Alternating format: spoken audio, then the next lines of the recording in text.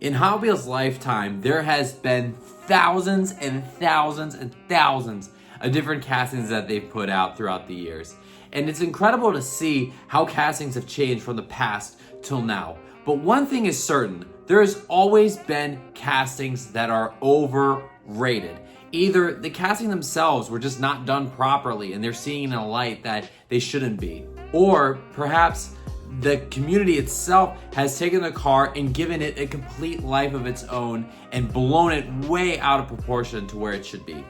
Well, today we're gonna go over the most overrated Hot Wheels new model for each mainline year from 1995 till now. There are gonna be some serious hot takes that you're gonna be seeing in this video here. So please don't get too offended in there, but let me know your hot takes down below. Which castings do you feel like are overrated and which castings do you think are underrated? Of course, if you wanna check out my most underrated castings of each Hot Wheels new model year, you can check that out also on the channel.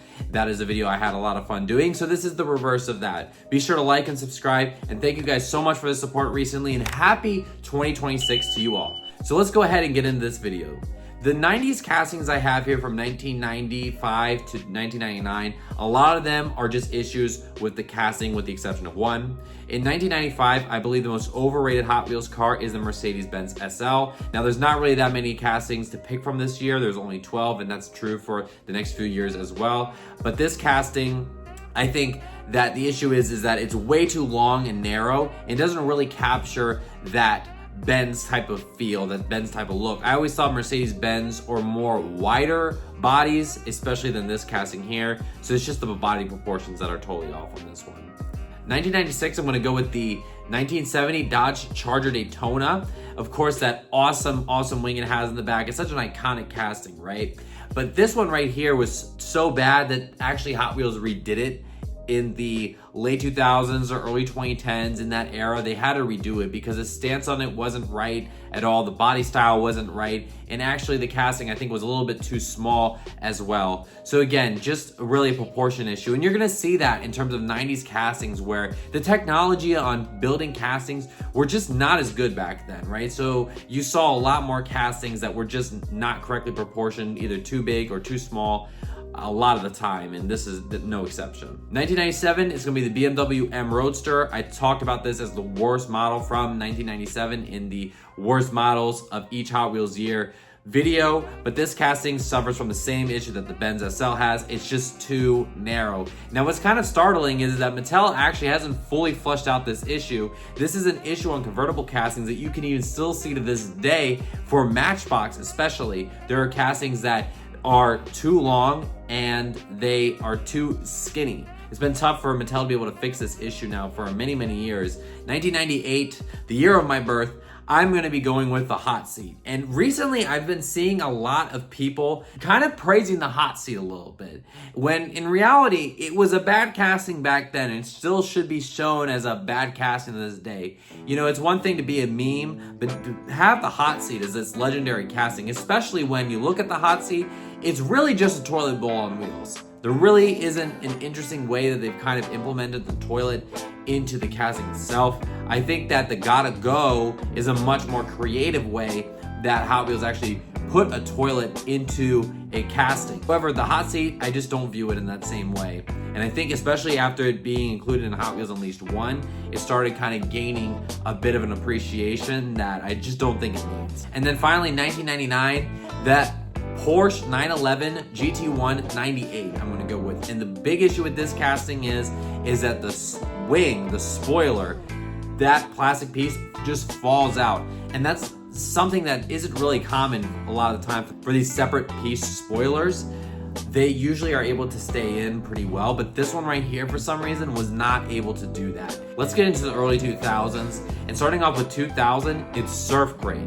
And I think Surf Crate has become extremely overrated recently, just due to the fact that this casting right here has been one that is somehow, some way, and I'm not saying it's a bad thing that this has happened, it's actually a good thing. But because it's been a metal on metal casting in an era where metal on metal castings are pretty much gone, this casting now has a praise, I think, that it never had back in the day. I think this was a casting that was not in Hot Wheels World Race for a reason. Mattel did not pick it, and it just didn't have that kind of aura about it that now it has now, because it's a metal casting in a world where there's just none of those existing anymore, at least at a $1 price point. So that's kind of blown it out of proportion and made it overrated. 2001, I'm gonna go with MST Suzuka. Now, I love me some MST Suzuka. It's here on my wall. I really love this casting. It's a great car. I've named it in my top 40 for the Hot Wheels in the 2000s. You should check that video out if you have not. However, this casting here, for people to be saying that this is the best tuner car from the 2000s, from the fantasy side, or just in general, I think you're out of your mind. The reason I don't think that it's that great is because it is way too big. I believe that this casting would have been a lot better had they just taken the scale down a little bit. It's significantly bigger in scale to its counterparts, such as Super Tsunami and Showstopper and 24/7, etc. If it was kind of more in line with the scale of those castings, I would rate it a lot higher. But just because it's so big and it's gained this like legendary status, that I just don't feel like is completely warranted. At least not more of a legendary status than other castings. Of course, this casting as well has benefited from the fact that it was in Hot Wheels video games. It was on the cover of Hot Wheels Velocity X. So this is a casting that has gotten this kind of legendary status that I just don't know if I fully believe that it deserves. 2002 is Motocross. It's quick and simple. This thing should not be in World Race, and the only reason that people know about this casting in the first place is because it's in World Race. It's not a good casting. It's not a casting anybody enjoys, and it's usually people's least favorite World Race casting. 2003, I'm gonna go with the Corvette Stingray. And again, I think this is a casting that has gotten a lot of more hype just because it was Marky's car in World Race. There was a lot more cars that you probably could have put Marky in instead of the Corvette Stingray. And I don't even fully know if the Corvette Stingray really fit his character. I think when you look at a lot of the main characters of Hot Wheels World Race, I think their cars fit them to a T. But the one that really stands out to me that doesn't fit the character that is a part of is the Corvette Stingray, and with Marky. And especially when you look at the fact that it was such a dramatic turn seeing him go from the Corvette Stingray in World Race to Spinebuster and the Acceleracers. I mean, that's a really good kind of, I guess, comparison. You know, you can show that the character has evolved a lot. However, you could have done that in another car. In fact, even a car like Surf Crate, I think, would have been a lot better fit for Marky than having a casting like the Corvette Stingray. 2004 and 2005, I'm gonna loop these in together. I'm gonna say any licensed gimmick car, any licensed blinks, any licensed hard nose, any licensed fatback, any licensed torpedoes, any castings like that that are licensed. For some reason, they've been given more of a pass, I feel like, than the fantasy versions of these cars. When in reality, I feel like these castings are just as bad, if not worse in some cases, than the fantasy versions of these cars. I'm not really into most of these castings. 90 to 95% of these gimmick castings I don't believe look that good. But the licensed ones, for some reason, I feel like they get a little bit more of a pass than the fantasy ones. So let's go ahead and cut that out. They're all just bad. Rounding out the 2000s here, we got some big hot takes.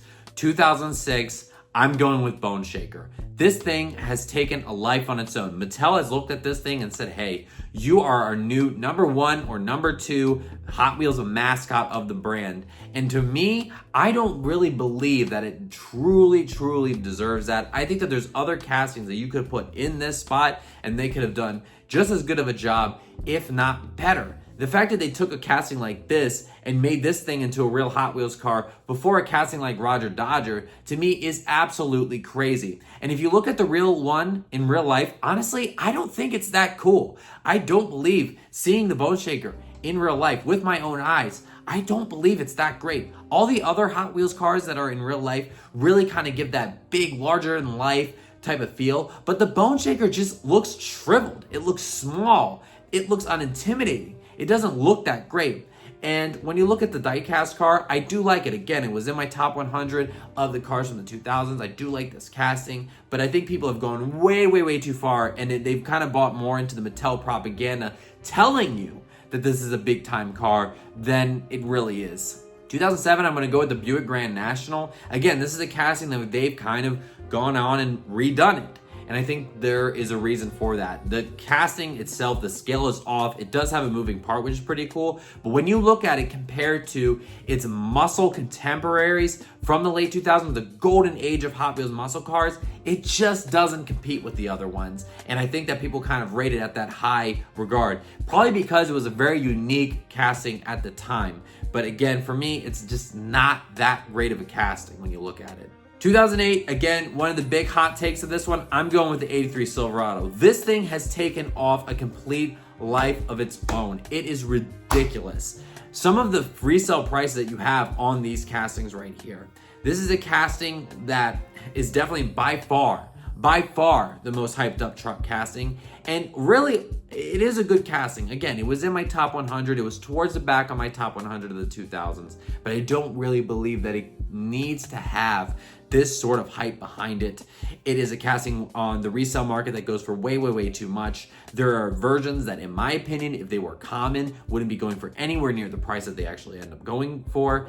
And this casting has definitely taken a big life of its own. There's other truck castings that are really nice that people just don't focus on, don't care about. But because they've kind of bought in this propaganda that I think that creators online mainly have actually pushed, and they have really spotlighted the rarity of this casting, is kind of taken this life of its own, where it's now this casting that's worth hundreds of dollars. You have versions that were in the store for $1 that go for about $40, $50, $60. It's insane, and up even in terms of the resale market. So the 83 Silverado, one of the most overrated castings in Hot Wheels, in my opinion. And finally, 2009, I'm going to go with the Lamborghini Reventon. I believe that the real issue of this is the back tire. It doesn't stick out properly. It's not in line with the casting. It's actually kind of baked into the casting. So this is more just like a technical part of the casting design just not being correct. Into the 2010s that we go, and we're going to start off with 2010, and we're going to go with the Porsche 911 GT2. The Porsche 911 GT2 suffered from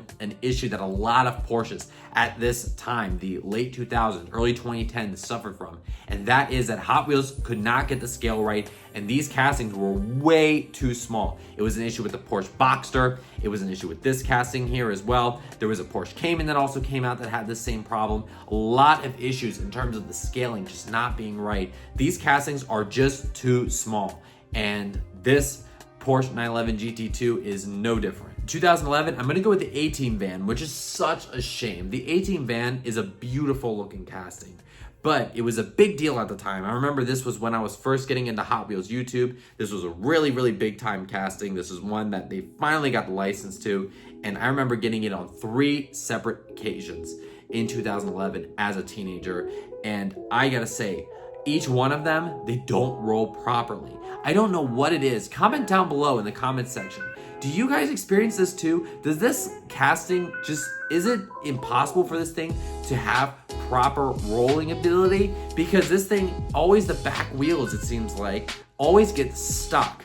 And this has caused this casting, I think, to not have the life after the fact that it really could have. 2012, I'm going with the BMW 2002. I think certain creators on this platform have kind of overhyped this casting and made it into a bigger deal than it really was. This is a BMW 2002 that's more on a race trim. However, this casting suffers a lot from the fact that I don't really think there's that many great decos, if any great decos at all on this thing.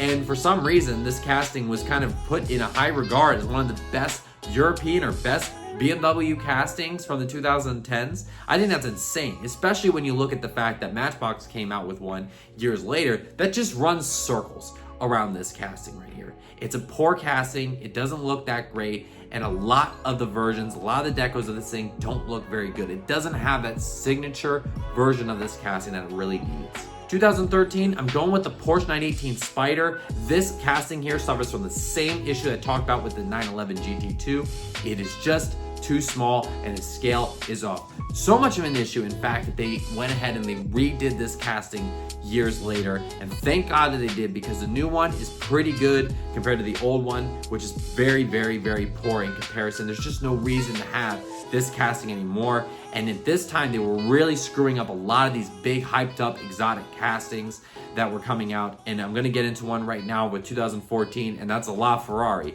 If you compare the current LaFerrari to the one from 2014, it's no comparison. And it's not like in 2014 they couldn't make good castings. They absolutely could make great castings at that time. But for this casting specifically, some reason they just were not able to get the scale right.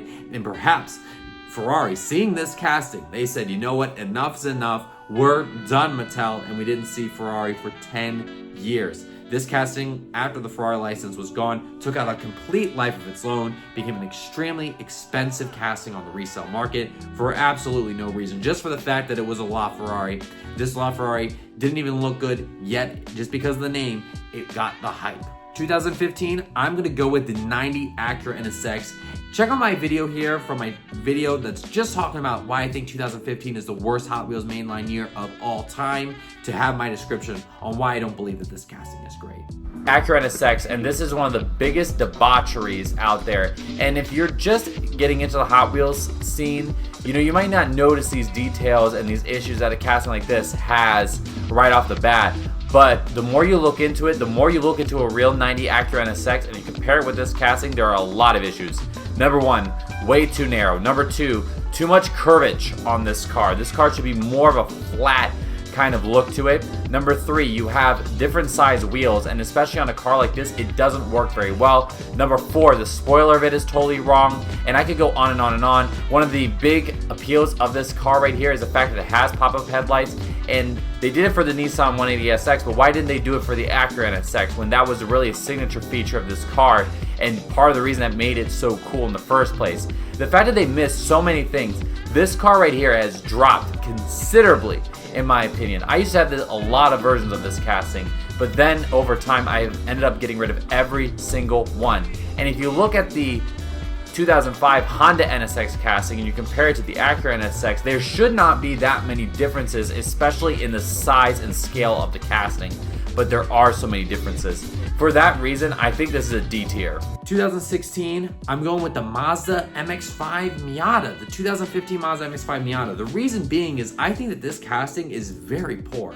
It's very lightweight. It has no sort of breaks in the casting at all. It goes right from body to spoiler, like it's just one piece, when these are two very, very different things. And just from the fact that it was a Mazda Miata, I think it was hyped up. But you look at it nowadays, you look back on this casting, it's, to me, the worst Miata casting by a long mile that Hot Wheels has ever done. 2017, it's gonna be the 68 Corvette, the Gas Monkey Corvette. And for some reason, this one here, I don't understand why it's in the Hot Wheels Legends tour. I don't understand the fact that this original gold version was virtually impossible for me to find in the mid-2010s. I don't really believe there's really anything special about this casting. What is so great about this casting? Okay, yeah, it's part of Gas Monkey Garage, but does that make it so cool? In my opinion, it does not. And this is a casting that's been released over and over and over again with diminishing returns. So this is not one that I'm really into, and I think that the hype, especially when we talk about from the beginning, when it was first released, was very overdone. 2018, I'm gonna go with the Honda City Turbo 2. And the reason I'm going with this one is not because of the collectors. The collectors have their opinion on this thing, and they don't care about it. It's actually, this casting to me is overrated by Mattel. I don't even know if you really even need to be releasing this casting anymore. And for some reason, this casting gets 1 to maybe even 2 releases every single year. That's insane for a casting that's gone as a peg warmer for many years. For some reason, anytime that they need to grab 80s Honda, this is the first casting they're always going to go to. And this is one that has permeated the pegs, especially over recent years, with peg warming versions that nobody wants. 2019 is a Diora 3. Get the Diora name out your mouth. 2020, I'm gonna go with a doubleheader here, and this is right to the fantasy fans. Linster Prototype and the Forward Force. The reason why I don't like these castings is because these are way too cheap. Check out what I said in a previous video about these two castings. We've got co-losers for the worst casting of the year, and they're there for the same reason. It's the Linster Prototype and the Forward Force. In 2020, they took so much metal out of these castings right here. They are clear, transparent castings. They have no metal on the inside at all, okay? They are super lightweight, they feel super, super cheap, and it is, to me, a very bad trend that has started recently. To me, when they started making castings like Linser Prototype and Forward Force, it was time to raise the prices now, man. If Hot Wheels can be $1, it's fine, because if these are the type of castings you're making, you can't make these castings, man. These things probably make 2 cents probably to make these castings right now. So keep these things the hell away from the main line. Going to 2021, I'm choosing the tuned twin mill. Now this tuned style, I think, is overrated in itself. I think it's better than the old tuned style, to be fair, but I don't think it's so amazing that we should be getting super excited about it, and it's not something that, I don't know, I'm like super into collecting, but if you like it, you do you. But I'm more so talking about the fact that why does Twin Mill need a version of every single type of car that Hot Wheels released? Just this past year, we had 3 Twin Mill castings. Isn't it a little bit overboard recently what we've seen with Hot Wheels and pushing the Twin Mill? I think it's very, very lazy for them to just say, hey, we have a new type of casting, let's just make a Twin Mill version of it. I'm not really into it. 2022, very similar to 2020. I've got the HW Kit concept, I've got Turbine Sublime, and I've got the Lightning Bug. Again, these fantasy fans really like these castings here, but when you look at this, these are very, very cheap, and we have to kind of clamp down on Mattel when they decide to make castings with too much plastic like these. These are, in my opinion, done very lazily. The Lightning Bug is an awful looking casting. The Kit Racer is very plasticky. It's got that plastic piece all over the top, and you don't even get a metal base on the bottom. And that plastic piece doesn't even really have any details behind it. And then with the Turbine Sublime, it was almost like, how can we cut costs? How can we put as least amount of metal and at least amount of plastic? How can we make more gaps in this casting that are so unnecessary, unneeded? It's a very bad casting, and fantasy fans, you gotta snap out of it. 2023, I'm going with Roland Solo. Some fantasy fans like this thing. I don't really get the point of it. I don't understand how this car can really be a car. It just doesn't feel like a car to me. Where does the driver sit? How does the car work? I like my cars to actually have some functions behind it. There's some like cars like here and there, like a Shark Cruiser, for example, that yeah, it's not something that a real life person can kind of get into and imagine themselves driving. But those cars are very few and far between. And this one right here, it's a very poor cast. 2024, I'm going with the Porsche 911 Rally.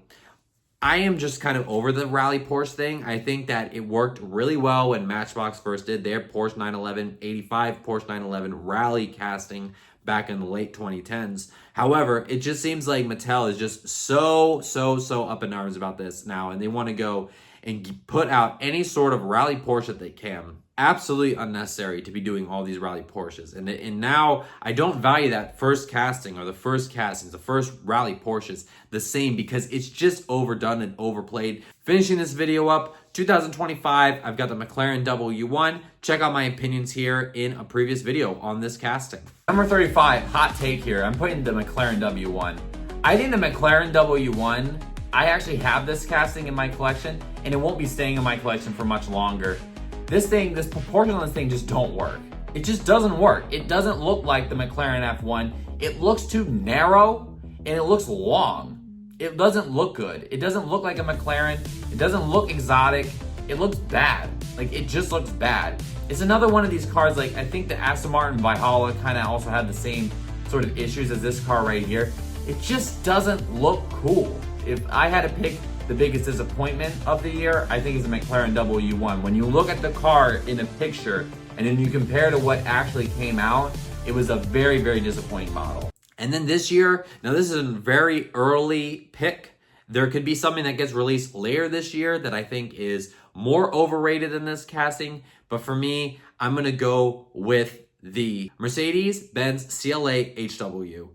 And this one really comes down to this ugly ass deco that Mattel put together and has just marketed this thing, you know, and had a whole event for it. And it's ugly, man. It's ugly, all right? Let's just call a spade a spade. It's an ugly, terrible looking deco, all right? Maybe you like it. I'd love to know why. You know, oh, it's fun, it's colorful, you know, blah, blah, blah. You could do those things and not make it so damn ugly.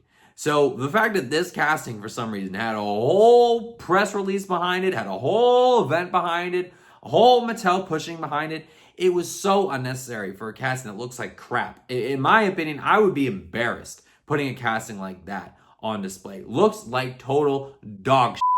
All right, and then I've got 3 special additions to this list here from 3 categories. First of all, acceleracers. I'm going with Spectite. No reason for that thing to be so expensive. Absolutely no reason, especially when you look at this casting. It does not compare with some of the best castings in my eyes from that TV series. It is not at that level. It is just not.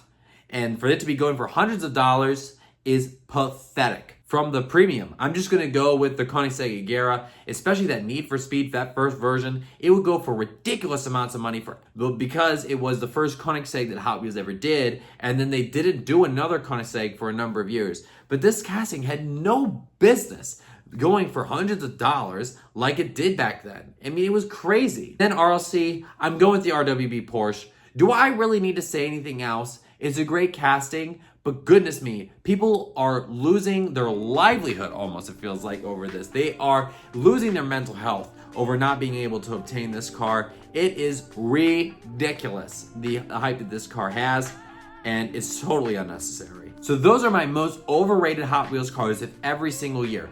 Comment down below, what do you guys think? What are the most overrated Hot Wheels cars that I missed out on? I am definitely open to hearing everything you guys are saying. I can't wait to read the comments down below because I know that people are gonna give some really hot takes to this topic right here. And if you disagree with some of the ones I mentioned here, totally justifiable. You know, enjoy this hobby. Don't take what I said here, make it impact you. If you like one of these castings, you go ahead and you keep collecting that thing, all right? But that's just the way I see it. But that does not mean that this is the way that you have to see it yourself. Anyways, thank you guys all so much for your time today. It was totally fun to come on here and talk to you guys. Once again, Happy New Year. God bless you all. Take care, everybody, and I'll talk to you guys later now. Bye-bye.